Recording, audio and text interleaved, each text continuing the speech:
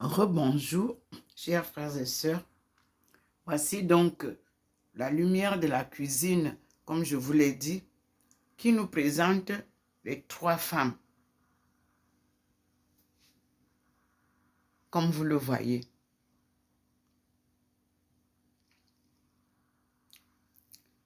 Nous avons retrouvé Marie de Magdala. Et nous allons cheminer avec Maman Marie. Vous pouvez voir comment Dieu écrit sur les murs les croquis des personnages dont il vous parle. Nous voici avec cette image qui vous donne la marche que nous suivons.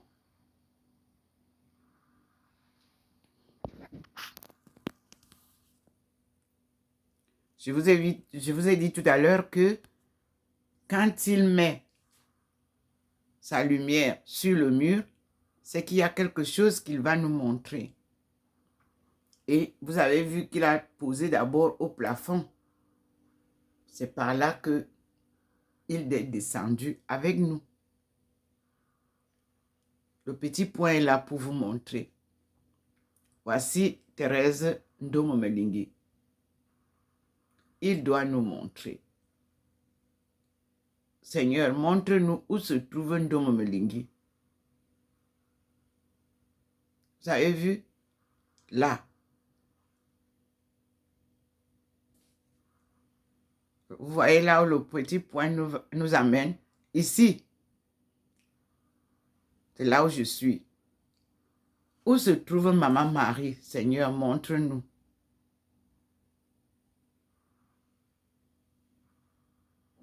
Avec moi. Où se trouve Thérèse d'Avila? Seigneur, montre-nous. Vous avez vu? Derrière moi se trouve Thérèse d'Avila. Où se trouve Marie de Magdeleine? Montre-nous, Seigneur. En haut. Vous avez vu? Le petit point nous montre qu'en haut, c'est Marie de Magdeleine qui est en haut. Et nous sommes en bas. Avec Maman Marie. Vous voyez, nous trois, nous sommes là. Enlacés avec Maman Marie.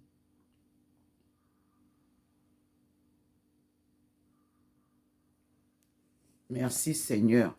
Nous repartons au salon pour revoir ensemble la lumière divine et ses manifestations. Nous avons la lumière au plafond. Le petit point nous envoie au plafond. Donc, je m'assieds pour vous montrer le plafond.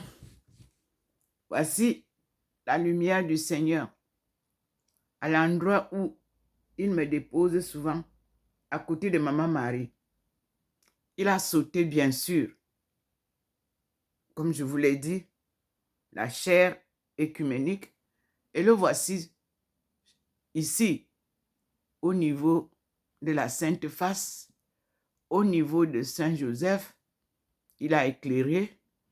Et au niveau où il me pose à côté du Christ, là, la lumière vient là. Et vous avez vu comment elle va à la cuisine. Et nous sommes allés retrouver les trois personnes qui étaient ici avec le Seigneur. Ils ne sont pas là.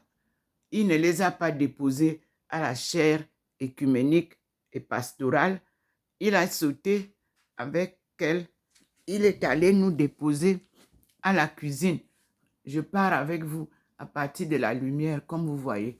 Voici le petit point qui nous amène à la cuisine, qui traverse le salon et qui va dans la cuisine tout le long du mur, au-dessus du meuble de la vaisselle, de la cuisine. Vous voyez bien comment ça monte. Et la lumière descend. Et le petit point vient avec nous. Ils sont deux. Dieu et son Fils nous déposent à la cuisine. Pour dire que c'est à la femme de nous ramener de l'ordre dans les ménages, dans la famille, et de nous ramener la parole de vie. Regardez comment nous sommes maintenant. Vous voyez comment nous sommes? En bas, nous sommes 3. Maman Marie, au milieu, Thérèse Davila et Ndomo Melingi. Et vous voyez, en haut, le Christ nous rejoint avec sa femme. Nous sommes là 5 maintenant. 5, vous-même vous voyez 5 figurines.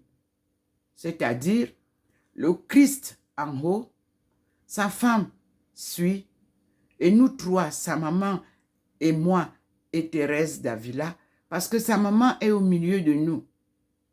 Nous voilà ce que le Seigneur nous donne comme message. Nous sommes à la cuisine. 3 femmes vont avec Marie de Magdala, l'apôtre des apôtres, nous ramener l'évangile du Christ selon le Christ lui-même et l'évangile de Thérèse Marie de Madeleine, de Magdala. Nous avons retrouvé Magdala, le village, à partir de l'Éthiopie. Nous avons retrouvé Jésus-Christ à partir de l'Empire des Steppes en Chine. Oui, et nous sommes en train de retrouver la dynastie Tang, où Thérèse Ndomo Melingi a retrouvé ses racines biologiques. Et nous avons retrouvé Yunnan dans le récit de Marco Polo. Il n'a pas fait le tour dont il parlait. Et nous allons retrouver ensemble le trajet qui part avec nous de Kunming au désert en retrouvant l'Asie du milieu et en retrouvant la Perse, d'où venait Abdul Baha'i, qui est venu m'appeler spirituellement de le rejoindre pour la cause de Dieu. Regardez comment le Seigneur nous place pour vous faire bien voir. Les 4 personnes sont là. Oui, nous étions 3. Maman Marie, Thérèse Davila, Ndomo Melingi Thérèse, que vous voyez un peu plus, le profil est un peu plus grand. Et puis en haut, Marie de Magdala s'est jointe à nous. La surprise est très grande. Un enseignement théorique et pratique de maman. Un enseignement théorique et pratique de son fils. Un enseignement théorique et pratique de Dieu créateur, le Père Tout-Puissant, qui vient remettre de l'ordre dans sa création divine. Environnement humain et spirituel. Nous voici devant la réalité de l'enseignement de Dieu. Et nous repartons vers où il m'appelle maintenant, vers le lieu où il me pose souvent. Regardez vous-même, bien sûr, les 4 personnes qui sont devant vous. Nous repartons donc. Là, il a illuminé encore grandement. Voyez? Et il vous montre la chair écuménique qui est vide. Nous sommes à la cuisine. Et il revient maintenant ici, à l'endroit où il me pose, comme vous voyez, à côté de la sainte face. Celle que Jésus m'a donnée du 7 au 8 août 2007 à Paray-le-Monial, en me chargeant de lui faire construire sa maison à la porte de non-retour qui deviendra la porte de retour au pied du mont du char de Dieu. Le Cameroun est le berceau de l'humanité.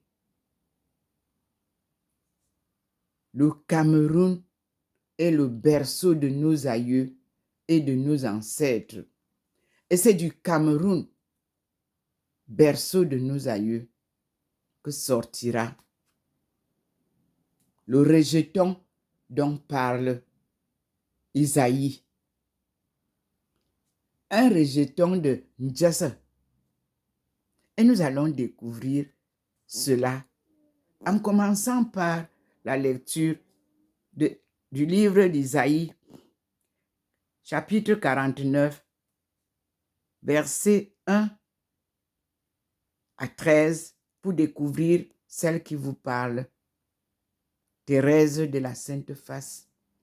Et pour découvrir au verset 6 de ce chapitre 49, cette lumière que le Seigneur m'avait donnée en 1995 lors de son apparition au petit matin du 25 mai 1995, alors qu'on se préparait pour aller à la fête anniversaire de l'OUA. Nous sommes les honorables fils et filles de Dieu au pied du mont du char de Dieu, où Enoch, notre premier écrivain, a été élevé au ciel. Oui, et Noah, qu'on a appelé Noé dans vos Bibles en français, est notre premier ancêtre après le déluge. Et Babel nous rappelle que lorsqu'on nous a récupéré notre langue unique, que je vous publie depuis, ils ont multiplié plusieurs langues à partir de Tombouctou, où tout ce qui nous a été récupéré s'est retrouvé et on a créé un grand centre culturel, académique. Mais je vous dis, rien n'est perdu, puisque le quai Branly regarde encore les reliques de ce qui nous a été pris. Nous restons confiants.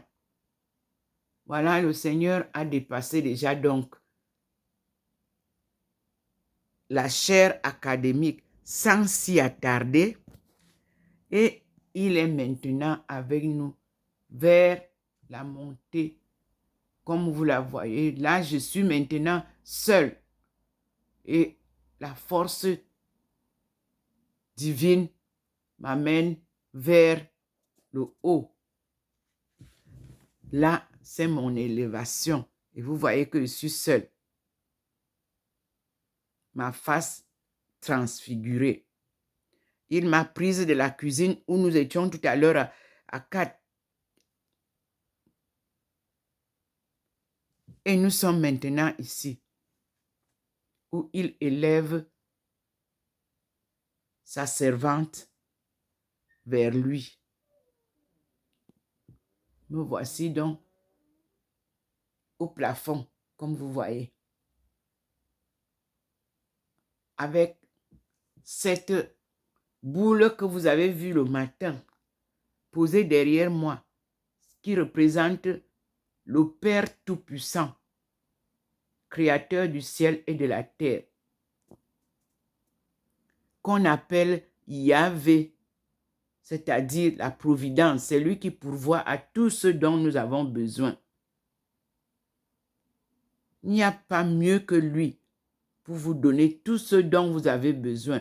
Si vous lui demandez cela avec foi inébranlable. Voici la fin. Vous avez vu comment les deux mains, c'est-à-dire le Christ et son Père, viennent me poser à côté de sa figure qui nous rappelle le jour de sa passion. Nous avons besoin d'une compassion à cette face.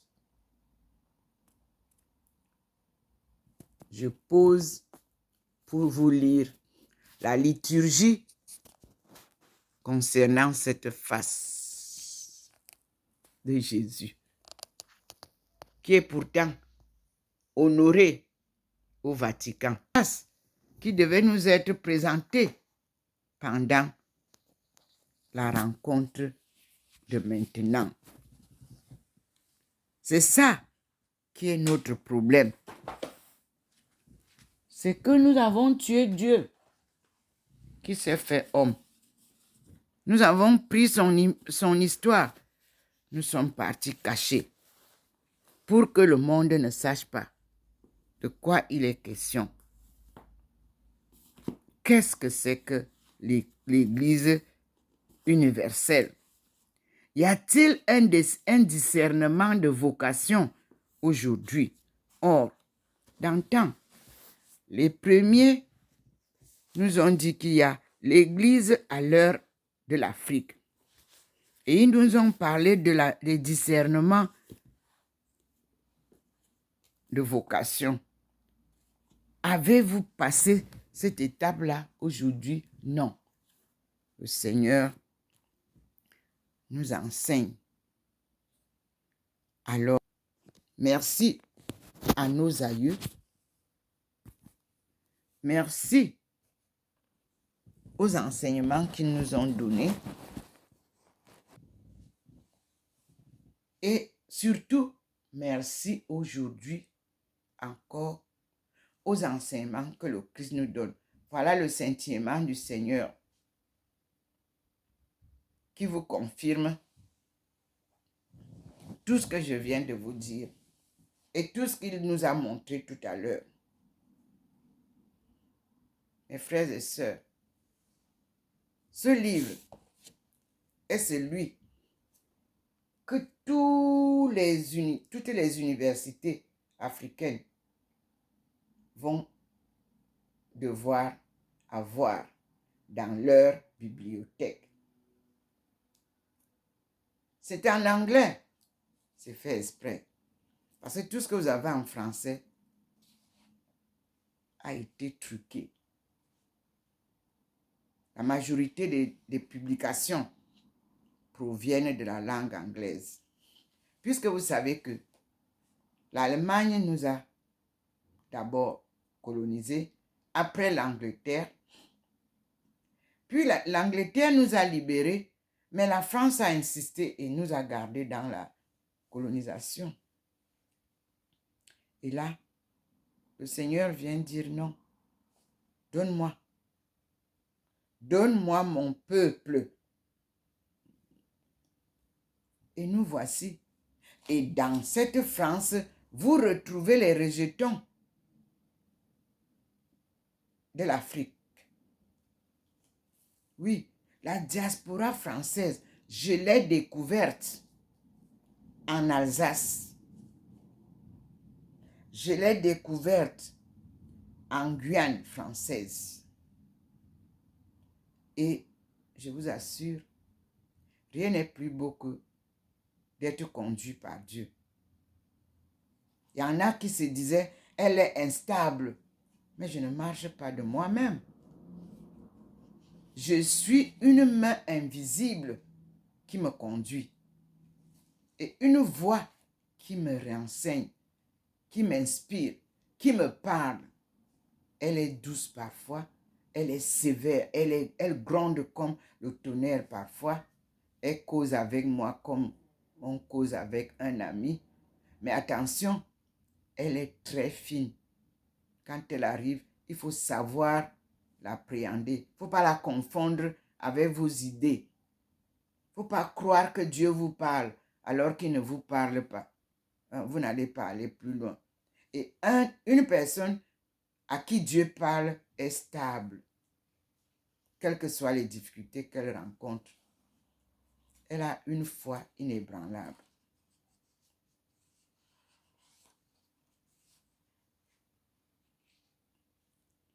Alors, je pense que nous allons essayer d'ouvrir une page de ça, ma thèse. Et je vais vous lire. En anglais, je vais prendre une autre vidéo pour essayer de vous parler. Parce que je vous avais dit que le système politico-économique est rouillé. Je l'écrivais le 26/9/2004. Avant ma soutenance en 2009. Et je disais, ce n'est pas le commandant de bord qui ne pilote pas correctement, mais ce sont les boulons de la turbine qui sont rouillés, rendant les manœuvres très pénibles et toute perspective illusoire. Il faudra changer les boulons et non le pilote de bord. Ces mangeurs insatiables brouillent toutes les visions vers une nation prospère pour le renouveau préconisé par l'humble servant du peuple camerounais, loin formé par le défunt patriarche. Donc, peuple camerounais, ce n'est pas le système politico-économique qui est rouillé. Écoutez-moi bien. Je l'avais dit le 26 septembre 2004, étant en Chine. Ce n'est pas le commandant de bord qui ne pilote pas correctement, c'est-à-dire le président de la République, Paul Biya, lui qui est le commandant de bord. Ce n'est pas lui qui pilote pas correctement, mais ce sont les boulons de la turbine qui sont rouillés, rendant les manœuvres très pénibles et toute perspective illusoire. Il faudra changer les boulons et non le pilote de bord. Ces mangeurs insatiables brouillent toutes les visions vers une nation prospère pour le renouveau préconisé par l'humble servant du peuple camerounais. Loin, c'est-à-dire le ouin, formé par le défunt patriarche. Frères et sœurs, en ce je vous dis, il y a les obstacles et les contraintes posées par les uns et les autres à la bonne marche, pour barrer la bonne marche. Donc, nous espérons un jour retrouver notre souveraineté. Parce que les théories de développement ne nous parlent que de la macroéconomie. Les théories de développement et les théories en économie de développement ne nous parlent que de la macroéconomie, des échanges de macroéconomie, mais ne nous parlent pas de la microéconomie. La microéconomie, c'est d'abord la base de tout développement. Il faut d'abord développer à la base. C'est ça qu'on appelle microéconomie. Macroéconomie vient quand vous avez déjà produit, industrialisé et que vous voulez maintenant distribuer à l'extérieur les surplus de vos productions. C'est pour cela que la balance commerciale est faussée. Elle est toujours pas équilibrée. Alors, pour que cela marche, pour qu'il y ait une vraie coopération internationale, il faut que la microéconomie soit d'abord bien établie par les Africains eux-mêmes. Ce n'est pas par les autres. Vous connaissez bien comment cultiver le manioc, comment cultiver la banane, comment cultiver le cacao. Vous connaissez tout ça. Et puis, laissez-nous un peu la culture de cacao et de café. Vous ne buvez pas le café. Vous ne mangez pas le chocolat. On vient vous imposer un développement des produits qui vous retardent. Faites vous-même le recensement de quels sont les produits que vous devez vraiment cultiver, promouvoir, développer. Mais ils vous ont fait aller creuser les sols qui sont cachés pour venir puiser l'or, l'argent, le manganèse, tout.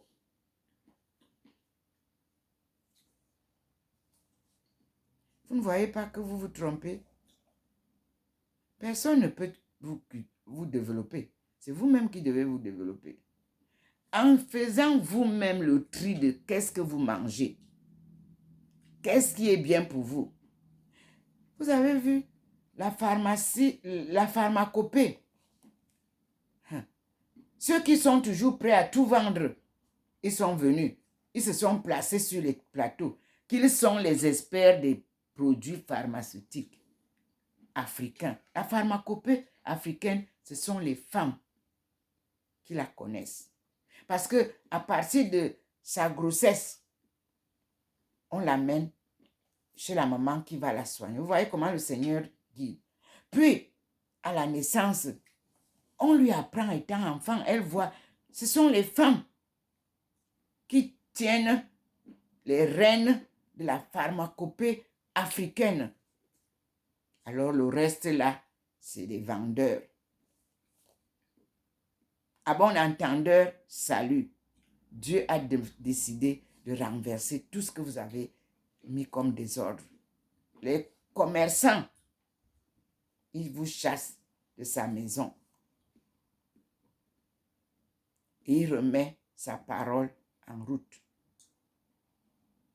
On soigne avec la médecine divine que Dieu nous a donnée. Moi, je suis une étonne, fière d'être une étonne. Mais je ne m'étonnerai plus jamais dans mon pays étonne. Je ramène ce que Dieu m'a donné pour notre peuple. Plongé dans l'ignorance de sa souveraineté.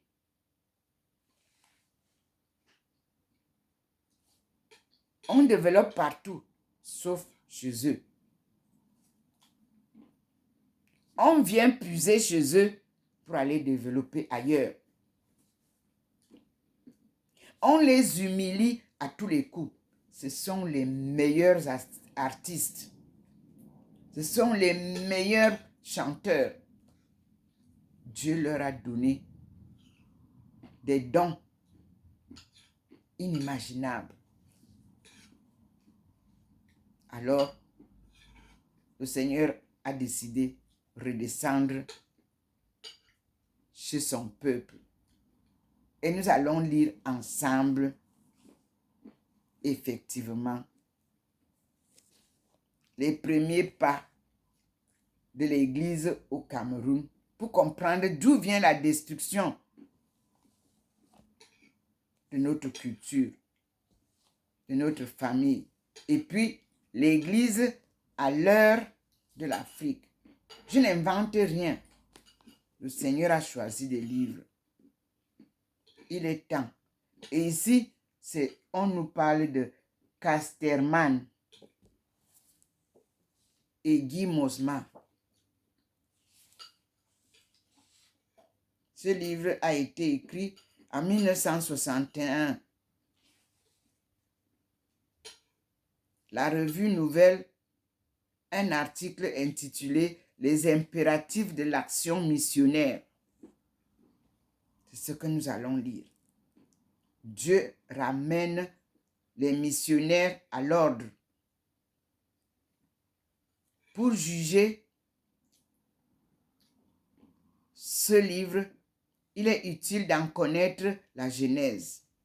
En 1956, son auteur publia dans la revue Nouvelle un article intitulé « Les impératifs de l'action missionnaire ». Qu'est-ce que c'est que l'action missionnaire? L'action missionnaire qu'il envisageait était centrée sur l'Afrique, qu'on appelait alors belge, à savoir le Congo belge et le Rwanda Urundi. Avec une admirable maîtrise, il exposait les forces vives et les faiblesses des missions et traçait les normes nouvelles qu'impose à leur action cette Afrique nouvelle, entre guillemets, qui est née pendant la guerre, qui manifeste ses aspirations profondes avec toujours plus d'ampleur et que beaucoup d'Européens ou ignoraient ou ne voulaient pas reconnaître. Cet article était complet en lui-même et ne postulait pas une suite, mais sa qualité exceptionnelle eut la conséquence toute naturelle que l'auteur fut sollicité de tous côtés et quasi contraint de reprendre la plume et d'aborder l'étude des principaux problèmes avec lesquels l'Église se trouve affrontée dans l'Afrique noire. C'est ainsi que le premier article fut suivi de 10 autres qui se sont échelonnés dans je cite, la revue Nouvelle de 1956 à 1960. Ce qui nous intéresse, c'est celle de 1956, la revue Nouvelle. Un article intitulé « Les impératifs de l'action missionnaire en Afrique ». Parce que tous ont été accueillis avec une grande faveur par les lecteurs de la revue, c'est-à-dire la nouvelle revue de 1956 à 1960. Mais ces derniers ne sont qu'une infime minorité en face de ceux à qui ces études pourraient profiter au maximum, à savoir les milliers de missionnaires, hommes et femmes, noirs et blancs, engagés dans l'apostolat africain. Dispersés dans un périodique, elle leur demeurait inaccessible. La conclusion s'est imposée. Il faut les publier en un volume séparé, quoique primitivement non prédestinés à cette forme de publication. Leur unité organique les y prédisposait. Le titre choisi convient parfaitement à l'ouvrage, car malgré les diversités réelles, l'Afrique, tant au nord qu'au sud de la frontière linguistique soudano-bantou, représente au catholicisme des situations et des attitudes semblables sur le plan sociologique et psychologique. C'est la préface.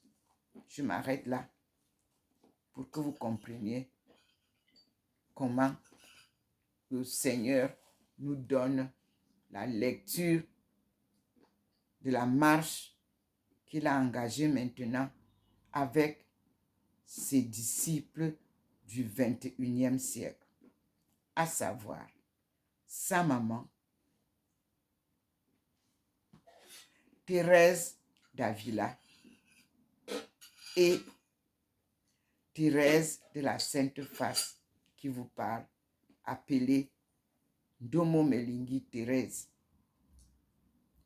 Son nom chinois est Aïcha et celui musulman est Aïcha. Nous allons ensemble, musulmans et catholiques, musulmans et chrétiens, cheminer ensemble selon la parole divine. Car les deux livres à lire qui nous opposent sont pourtant les livres qui vous parlent de Jésus, de Marie sa mère, de Joseph son père et surtout de l'unicité de la création divine, c'est-à-dire du Dieu créateur, 3 fois saint, qui pourvoit à tout ce dont nous avons besoin, qui n'a jamais changé et qui reste miséricordieux, car il est bon, il est miséricordieux. Il est le Dieu de pardon, mais attention, il est sévère à sa colère. Pendant des siècles, vous avez brisé tout ce qu'il a mis comme fondation. Alors, il est devant vous pour vous juger maintenant et vous dire, enough is enough, comme disaient les Anglais. C'est assez, ça suffit. Dieu vous parle et Dieu vous appelle à la conversion. Et nous continuons avec lui. Et nous vous disons, gloire à lui. Amen.